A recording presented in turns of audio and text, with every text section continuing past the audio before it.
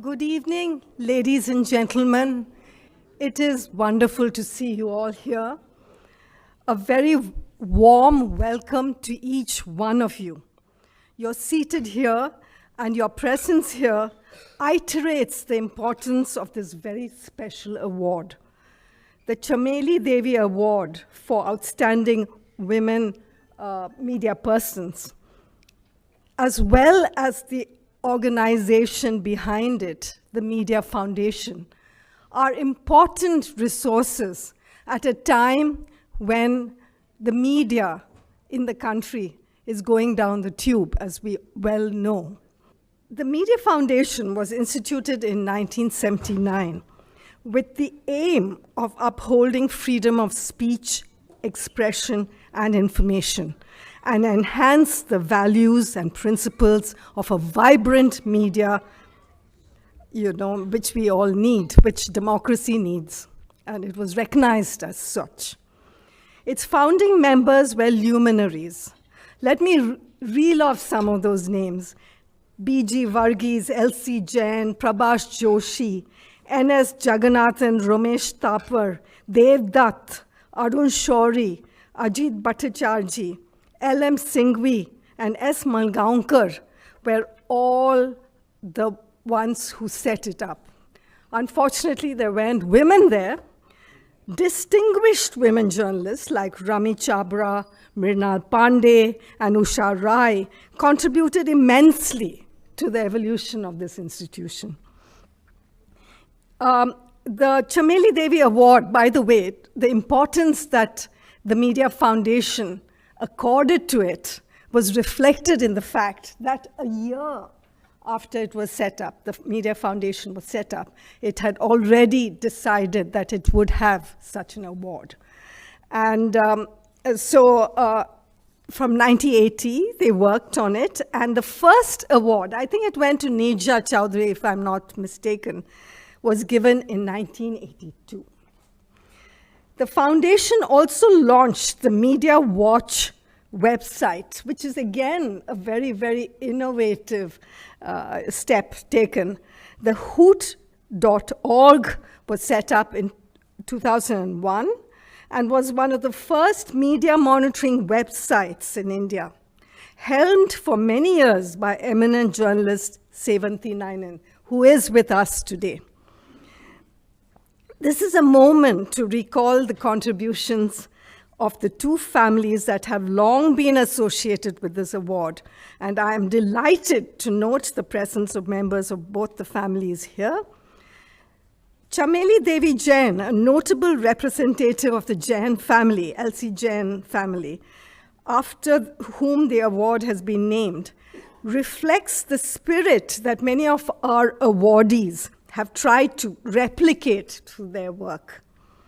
A freedom fighter and community reformer, she drew inspiration from the times she lived in and participated in the freedom struggle. Now imagine, she was just a child bride, and the way she evolved and the way she got involved in what was happening around her was inspiration and remains an inspiration. It's a story that's not often told, but it is there and needs to be told. And every time we organize events like this, we remember her. This award is partly endowed by her family. Then there is the doyen of Indian journalism, B.G. Varghese, one of India's most redoubtable journalists. Sadly, he left us in 2014, and we recall him through a special memorial lecture presented later this evening, the details of which will be revealed by the present chair of the Media Foundation, Harish Khare, later this evening. B.G. Varghese saw the Chameli Devi Award as imparting, and I quote, a new dimension to what constitutes news. Imagine, this was written in 1980, but it has such a contemporary ring to it. New dimension of what constitutes news and its portrayal through a whole new body of hitherto unseen and inarticulate actors who brought new perspectives to bear on earlier stereotypes. It's very important to have adequate representation in the newsroom. And today we talk about the newsroom not being attentive to caste concerns and to tribal concerns. It's all because representation is not there. Similarly, for women were not represented. At least in the 80s, they were very underrepresented. So this award was seen as trying to open that door to the glass ceiling and the sticky floor. What do we do about the sticky floor? That, of course, is another story. So Varghese never gave up on either the Media Foundation or the Chameli Devi Awards. For over 4 decades, he plodded on, despite many challenges, and that's what is amazing about him. He would drive in his little Maruti and contact people in the days before mobile phones and so on, to ensure that there's a network, a stakeholder network that would support these awards. We hope to keep this legacy alive. This evening's program is composed of 2 parts: the presentation of the award, followed by the memorial lecture. This, incidentally, is the 40th year of the award, which may be modest in terms of its monetary recompense, but has emerged as one of the country's most prestigious professional honors for women. An external jury is appointed to evaluate entries that come in from across the country. This year, we had an unprecedented 71 entries on a wide range of themes. And what is interesting, that while the majority were in English, there were entries in Hindi, Bengali, Malayalam, and Telugu, which may give the Media Foundation something to consider for the future, because it's clear that languages, regional languages, is where a lot of the best journalism is happening. And there is need for representation from this section of women.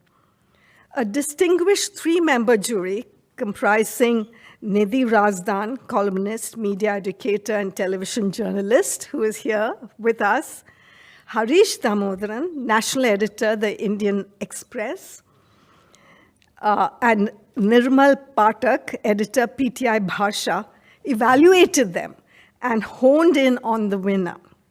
Their choice was unanimous, by the way. The Media Foundation is very grateful to them for their time and effort in making this year's award possible. It must be noted that this year's winner is from the South, and that itself is a good thing to note, because the country doesn't stop at the Vindhyas. Being the co-founder and editor-in-chief of an energetic new news portal, new relatively speaking, the News Minute has not stopped Dhanya from donning her reporter's hat. And that's why she was considered for this top honor.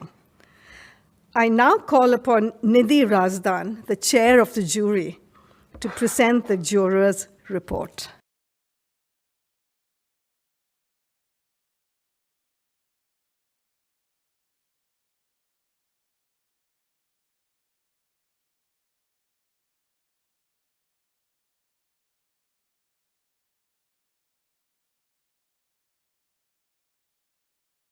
Good evening, everyone. Well, the jury is unanimously pleased to announce that the winner of the Chameli Devi Jain Award for 2022 goes to Dhanya Rajendra of the News Minute. A round of applause for Dhanya, please.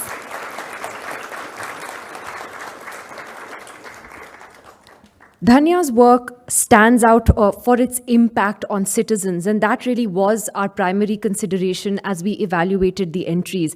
Whether it was the story of electoral data fraud in Bangalore or the sexual assault of actor Bhavna, these are stories that have had a fundamental impact on our society and our democracy. They stand out for their excellent reportage as well as their research.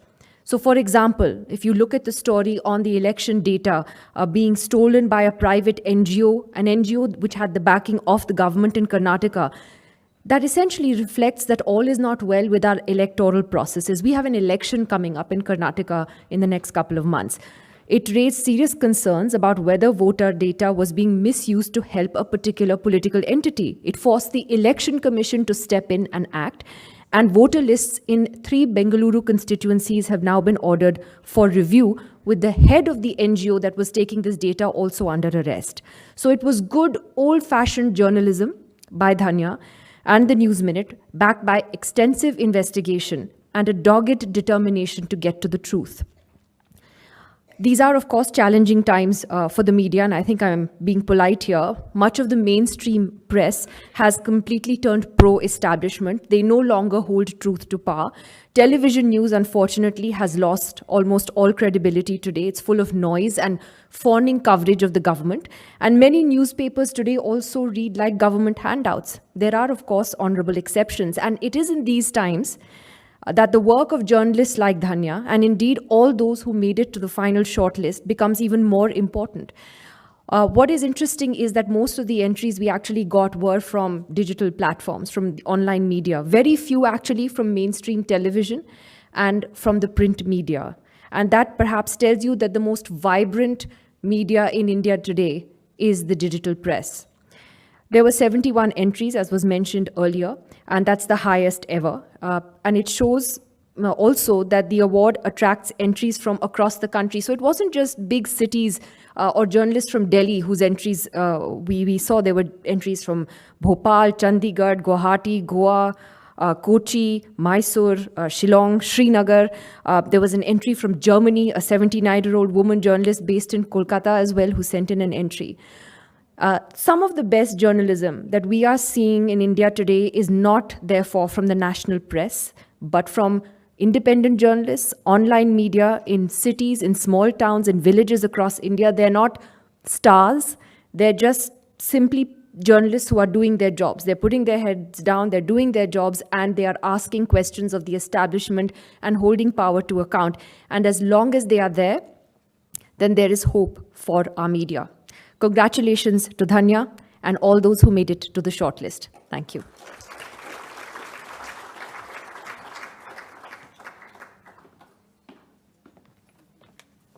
Now I invite Mr. Khare, Chair of the Media Foundation, to come and take his seat, as also our eminent deliverer of our memorial lecture, as well as our winner of this year.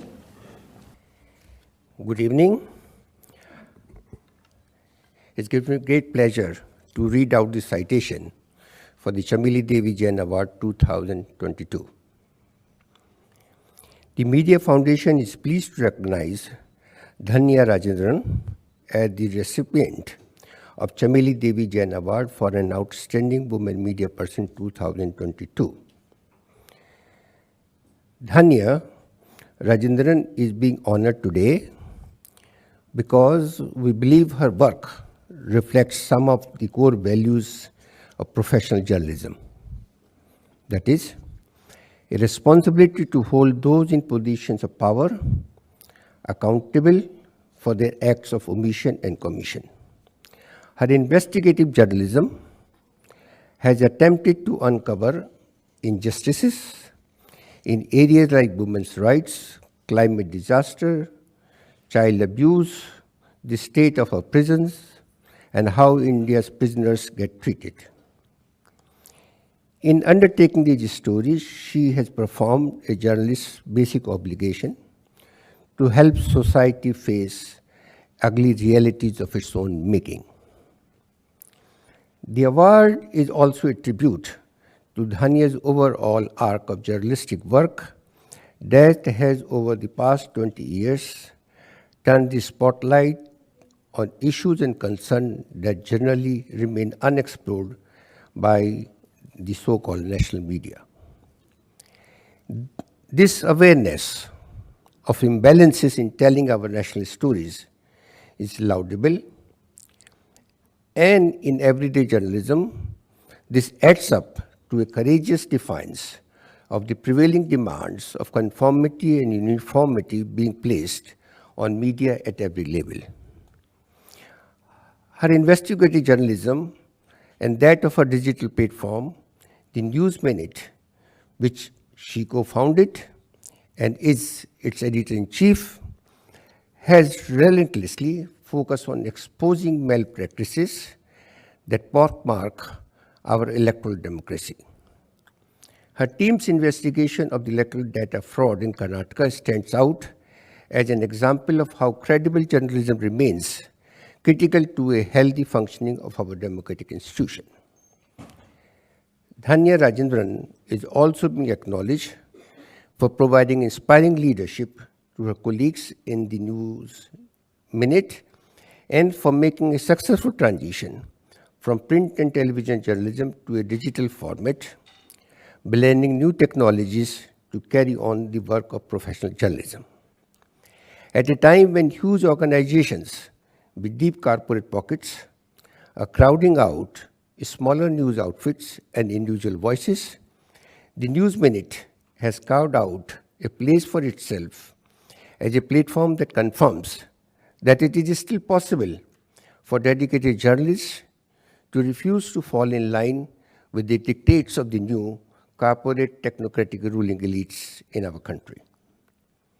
For her leadership and for her commitment, Dhanya Rajendran is being presented with the Chameli Devi Jain Award for an outstanding women media person, a recognition of practicing responsibly and courageously journalism of dissent and defiance, and upholding the values of freedom, speech, and expression. Thank you.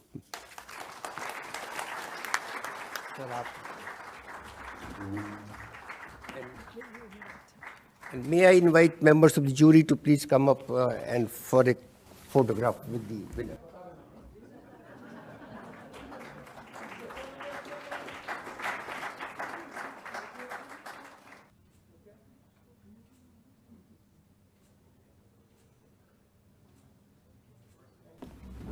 So after those wonderful words, Dhanya, it's your turn to speak to us. Yes, please.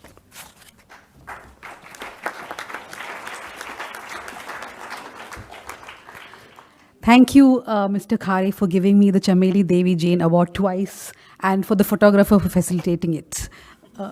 So, someone told me that a good speech starts with an anecdote. I'm not sure of that, but I did want to share an anecdote. In 2013-14, when I had just quit my job with a national television channel, I had worked there for 8 years. A lot of questions were before me. What do I do next? Because in India, you cannot take a sabbatical. Everybody is very worried for your existence. They are constantly asking you, what is your next job? So I thought, should I become a party planner? I'm very good at organizing parties. Should I go back to television and dedicate half my life to standing outside people's pavements and waiting for a soundbite? Then it struck me that maybe I can start a website. It's very easy, right? Start www.something.com and that's it. I did not even realize at that time that it costs money to start a website. I was a journalist with around a decade of experience. My co-founder, Chitra Subramaniam, was a veteran. Both of us could write stories. So I thought, let's just write stories and publish them. And that's how we started. Really, that's how we started the newsminute.com. Today, as we struggle with everything that plagues digital media, news media in this country, from government overreach to facing court cases, defamation, and being targeted constantly, I sometimes do laugh at myself, thinking maybe party planning was better. While my husband and co-founder Vignesh, he keeps crying about why he supported my decision to start the News Minute. So from then to today, standing here in front of all of you with this award, after working on a big investigation last year, it has definitely been an exhilarating journey. And I want to thank the Media Foundation for this honor. I am very, very happy and grateful for the recognition. The small anecdote is done. Now, I want to talk about the investigation that we worked on a few months ago, the entire News Minute team. In the newsroom, we call it the Chillume story. So the story is not just about corruption and theft of voter data in a few constituencies in Bengaluru or even in Karnataka. To me, the story was about India today, the story of stripping away rights of citizens, the story of political greed, the story of how the vision for this country as a democracy, as envisaged in our constitution, is being eroded day by day. And not even slowly, I think that's happening at breakneck speed now. In August 2022, a journalist with a Kannada publication called Pratidhwani approached us with a bit of information that he was given by a whistleblower. The information was that we thought a top minister was somehow involved in collecting voter data illegally. Minister, illegal. Our antennas are fully up and we decide to pursue the story. But we pursued the story for more than 2 months, and there were many points when we decided we may have to drop the story. Most officials we went to with questions dissuaded us. They were like, what is the big deal? This is all allowed by the Election Commission of India. We were not able to establish some of the links. At one point, we did not even know what the illegality was. And then the guy who runs Chilimai, the man who was behind the operation, directly threatened our team. This is the situation where many journalists actually retreat. It's a combination of threats and doubts. But we, however, knew one thing, that if we had ruffled so many feathers just when we had started the pursuit, then there must be something sinister behind it. So we decided not to let it go. We doubled down, as most journalists need to do and must do when needed. And we decided that this story needs to be told. So this was not a traditional story where we had an individual villain. It's much easier to do stories where there's a villain, a face to point out, because that's more palatable to the readers. They can associate a story with a villain. But there was no villain here.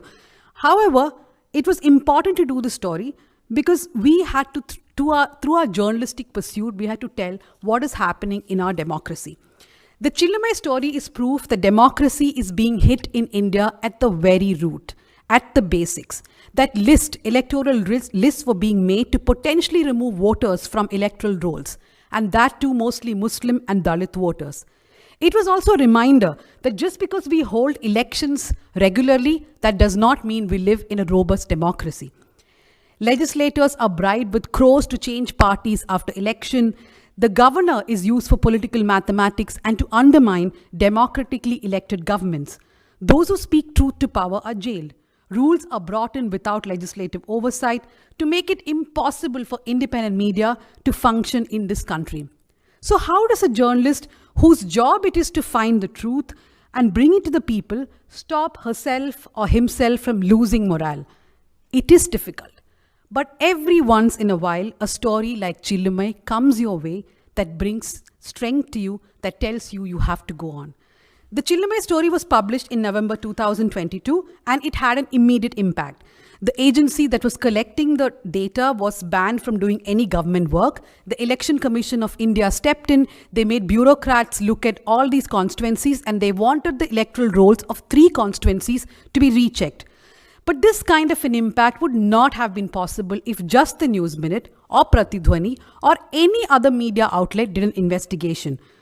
It needed the media to come together, and that's exactly what happened. Kannada TV channels and newspapers, English newspapers in Karnataka, everyone followed up with the story. They broke more exclusive, they brought in more angles, and they asked tough questions. This was one instance when I really felt like we are all in this same fight together, that we are here to speak for public good, we are here to speak up for democracy. But this collective power of the media has faded, and the blame largely lies on the media itself.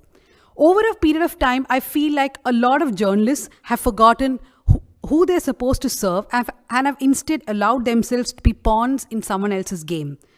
And those in power have used one media house to bring down another, one story to undermine another. I came across a recent statistic that news debates on prime time focus more on communal issues, or rather creating communal issues, anti-opposition, war in Ukraine, the situation in Pakistan, etc. But there's almost nothing on unemployment, inflation, and other things which are happening in this country. Questioning the government and how it functions has been pushed to a few newspapers and to digital media portals in this country. Yet, we are anti-national, we are Naxals, we are Chris Islamo-commies. That changes. The Chris Islamo can change according to who you are. So, in fact, I want to also share another anecdote. There was a Karnataka story that we did a few weeks after the Chilume story. It was about a young BJP MP who opened the emergency exit on a flight accidentally.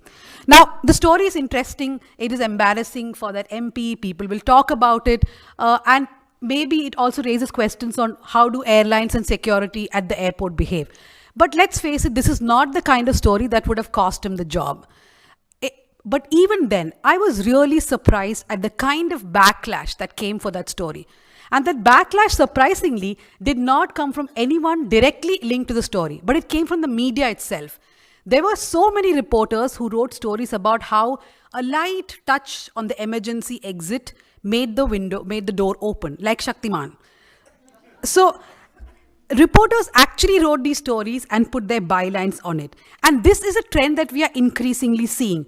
Other than doing stories that are pro-government, it is media that itself behaves as protectors of the high and mighty. And this has to change. Every journalist in this country has to realize that this is a crucial period in our history and we need to stand for equality and liberty. I just want to say a few more things and close it because I've been told to finish the speech in 8 minutes. Being the chairperson of DigiPub, which is the largest digital media association in the country with almost 120 members, I cannot leave the stage without mentioning how digital media organizations are doing cutting-edge journalism and are being persecuted for it. Digital media journalists have no accreditations. We have rules brought in by the government that have stifled us further. Our reporters do not have big media backing that opens doors. We are not part of the ecosystem of power and legacy. Despite all this, many hard-hitting stories have now been broken by digital media outlets. At a time when other media have become amplifiers of the rulers, it is digital media that has become the voice of the people. Many exposes and investigative pieces are now find their way into smaller digital independent sites as compared to the big ones. And I'm immensely grateful to be a part of this ecosystem, which has others like The Wire, The Scroll, The Quint, News Laundry, Article 14, Mook Naik, and many more who I can't take names now. The other association that I am really glad to be a part of, and I want to take their name here, is the NWMI, the Network of Women in Media. We are a sisterhood of women media professionals, and we stand together, we support each other. And in the atmosphere that we are currently operating in, I cannot stress upon how important it is to have associations or organizations like the NWMI or the DigiPub, which really stands together. I want to end by recounting that when I started my career in TV journalism, as I said, I worked with a news channel for 8 years, and I was often asking the nation wants to know. I did a small investigation in the first year of my job, and I really thought it was a great investigation, and I wanted the story to be sent for all awards. Needless to say, I didn't win any award. But the next year, the editor decided that the channel will not send any nominations anywhere because Lutyens Media Awards are all fixed. So for the next 7 years, I was not allowed to send good story, bad story for any awards. So from that to this, this award really matters to me a lot. And I want to thank all those people who have been a part of my journey, including my colleagues, former and present at the News Minute, all those who taught me journalism, my family, Vignesh, my son Vedant, and my father-in-law. I mean, if I don't name all these people, I have to name everybody. But most of all, I have to thank all those people who trusted me with their stories, who trusted the News Minute, who trust every media house in this country with their stories. Thank you very much.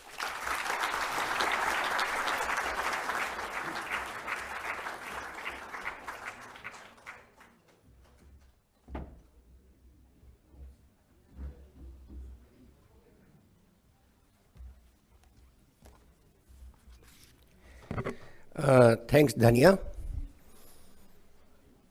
Your remarks and reflections really reassured us that the jury has done a good job, made the right choice. Congratulations. And more power to your metaphoric pen.